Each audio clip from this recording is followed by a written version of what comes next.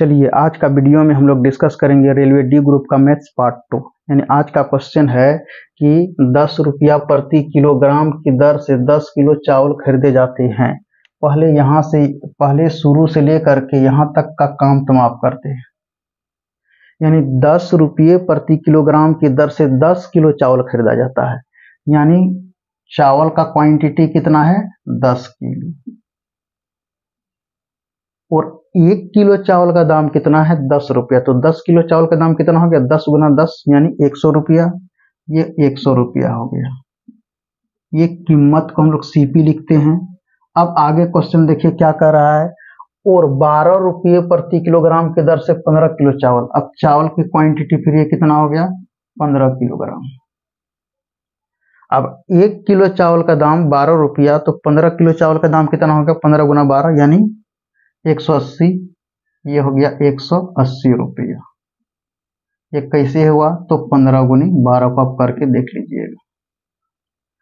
तो total CP कितना हो गया? यानी 10 किलो चावल का दाम 100 रुपया हुआ और 15 किलो चावल का दाम 180 रुपया हो गया। तो total cost price, total CP हो गया 280 रुपया। चलिए फिर अब आगे क्वेश्चन क्या कर रहा है। यहां से यहां तक तो काम समाप्त हो गया। आगे बोल रहा है प्रतिशत लाभ या हानि ज्ञात कीजिए। यदि कुल चावल 16 रुपया प्रति किलोग्राम में बेचे जाते हैं, यानी 16 रुपये प्रति किलोग्राम में बेचे जाते हैं कुल चावल, तो देखिए 10 किलोग्राम हुआ और 15 किलोग्राम हुआ, तो कुल चावल कितना हुआ? टोटल क्वांटिटी हो गया आपका 25 किलो। अब 1 किलो चावल को अगर 16 रुपया में बेचेगा तो 25 किलो चावल का दाम कितना हो जाएगा? 25 गुना 16 यानी एसपी सेलिंग प्राइस कितना हो जाएगा? ये 25 गुना 16 बराबर हो गया आपका 400 रुपया। यहां तक तो बात क्लियर हो गया। अब बेचा कितना में? 400 रुपया में, और खरीदा था कितना में? 280 रुपया में। तो लाभ हो रहा है या हानि हो रहा है? तो आप कहिएगा कि लाभ हो रहा है। तो कितना का लाभ हो रहा है? यानी प्रॉफिट हो रहा है। प्रॉफिट बराबर एसपी माइनस सीपी होता है। तो 400 में अगर 280 को आप माइनस कर देते हैं तो 120 रुपया का प्रॉफिट हुआ। अब आपको प्रॉफिट प्रतिशत निकालना है। तो प्रॉफिट प्रतिशत बराबर कितना हो गया? प्रॉफिट प्रतिशत, पी से प्रॉफिट हो गया, प्रतिशत बराबर होगा प्रॉफिट गुना 100 बट्टे सीपी। ये फार्मूला पढ़ चुके हैं। प्रॉफिट कितना हो गया? 100 गुना 100 कितने रुपये पर? तो 280 रुपये पर। ये 0 कट्टी हो गया, 4 तिया 12, 4 सत्ते 28 यानी 300/7 होगा। 300 को अब 7 पार्ट में बांटिए तो कितना हो जाएगा? 7 चौके 28, 42 सहित हो जाएगा आपका 6/7%। 42 सहित 6/7%। तो 42 सहित 6/7% कोई भी ऑप्शन में है तो ऑप्शन सी में है।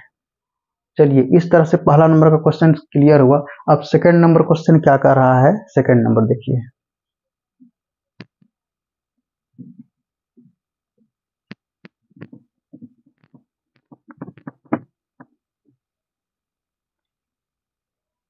अब सेकंड नंबर क्वेश्चन बोल रहा है कि एक दुकानदार विक्रय मूल्य पर 16 सहित 2/3% लाभ प्राप्त करके अपनी वस्तु बेचता है। यानी 16 सहित 2/3% का मतलब क्या हो गया? तो आप कहिएगा कि 16 48 और 2 कितना हो गया? 50/3%। फिर अगर हम आपसे पूछे कि प्रतिशत अगर हटा दीजिएगा तो आपको क्या मिलेगा? तो आप कहिएगा कि 3 में हम 100 से गुना कर देंगे, 50 का 50 गुना 100 यानी निकल करके 1/6 आया। तो यहाँ पर लाभ हो रहा था, लाभ प्राप्त करके, तो ऊपर वाला ये हुआ आपका प्रॉफिट। ऊपर वाला हुआ प्रॉफिट और नीचे वाला क्या हो गया? वैसे तो नीचे सीपी होता है, लेकिन यहाँ पे क्वेश्चन में क्या कह रहा है? विक्रय मूल्य पर, यानी ये एसपी हो गया। एसपी हो गया, उसका मतलब बेचा कितना में? 6 रुपया में। जब 6 रुपया में बेचा तो प्रॉफिट उनको कितना हो गया? तो प्रॉफिट हो गया 1 रुपया का। तो खरीदा होगा कितना में, तो सीपी कितना में खरीदा होगा, सीपी बराबर तो एसपी में प्रॉफिट माइनस कर दीजिए, तो 5 रुपया में खरीदा होगा। अब आपको निकालना क्या है, अब आपको निकालना है लाभ प्रतिशत। तो लाभ प्रतिशत का फॉर्मूला क्या होता है, प्रॉफिट परसेंट बराबर प्रॉफिट गुना 100 बट्टे सीपी होता है। कितना पर लाभ हुआ, 1 रुपया का लाभ हुआ। कितने रुपये पर, तो 5 रुपये पर। तो 5 बीसे 100 यानी कितना 20% हो गया। तो 20% कोई भी ऑप्शन में है तो आपको ऑप्शन सी मिलेगा। चलिए फिर आगे क्वेश्चन क्या बोल रहा है, 800 रुपये के लिए। इस तरह से ये क्वेश्चन क्लियर हुआ।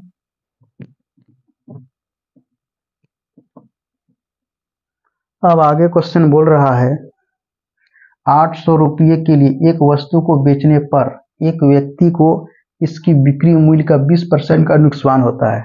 यहां से क्वेश्चन शुरू कीजिए। एक व्यक्ति को इसकी बिक्री मूल्य का 20% का नुकसान होता है, और 20% का मतलब क्या होता है, तो आप कहिएगा कि 20/100 होगा, इसको काटेंगे तो 1/5 हो जाएगा। तो ये निकल कर आया 1/5। तो अब ऊपर वाला क्या होता है, तो यहाँ पे क्या हो रहा है, नुकसान हो रहा है कि लाभ हो रहा है, यहाँ पे नुकसान हो रहा है। नुकसान हो रहा है तो उसका मतलब लॉस हो रहा है। कितना का लॉस हो रहा है, 1 रुपया का। कितना में बेचने पर, तो एसपी यानी 5 रुपये में बेचने पर। अगर 5 रुपया में बेचता है तो 1 रुपया का लॉस हो रहा है, उसका मतलब कॉस्ट प्राइस तो आपको पता चल गया। 5 में 1 जोड़ देंगे 6 रुपया हो गया। ये बात तो क्लियर हो गया। अब कह रहा है ये इधर पे आ जाइए, 800 रुपये के लिए बोल रहा है। 5 रुपये, जब 5 रुपये पर कितना 800, 1 रुपये पे कितना हो जाएगा, तो 800/5, 5 16 180, तो कितना 6 रुपये पर, 6 रुपये पर कितना हो जाएगा 160 गुना 6 यानी 16 96 960 रुपया हो गया।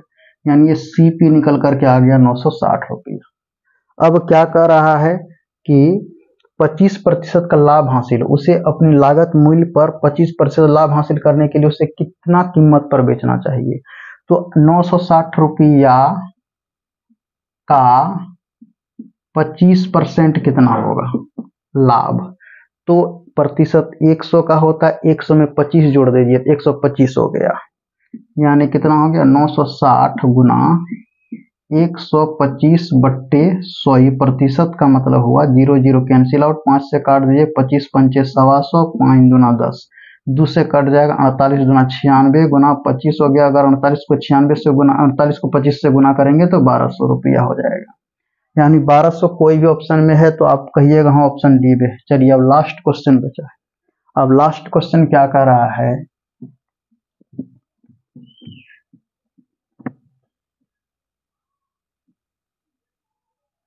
लास्ट क्वेश्चन बोल रहा है कि 18 वस्तुओं का 1680 रुपये में बेचकर एक व्यक्ति 3 वस्तु के लागत मूल्य का लाभ प्राप्त करता है, तो एक वस्तु का लागत मूल्य क्या होगा।